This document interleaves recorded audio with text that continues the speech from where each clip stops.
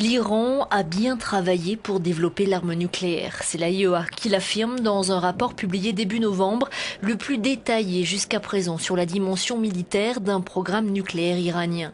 La révélation est grave. Le 17 novembre, le directeur général de l'agence atomique de l'ONU ne cache pas son inquiétude.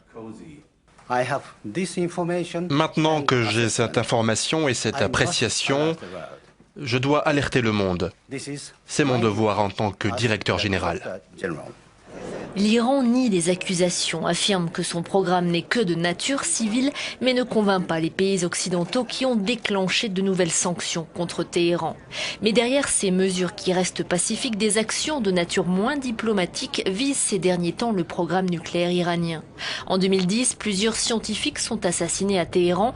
Tous sont spécialisés dans le domaine du nucléaire. L'Iran avait alors accusé des groupes d'opposition dirigés par des agents israéliens. Des attaques qui ne seraient que le résultat d'une guerre cachée, comme les cyberattaques, pour tenter d'entraver le système nucléaire iranien. En 2010, le virus Stuxnet infecte les systèmes informatiques industriels de l'Iran.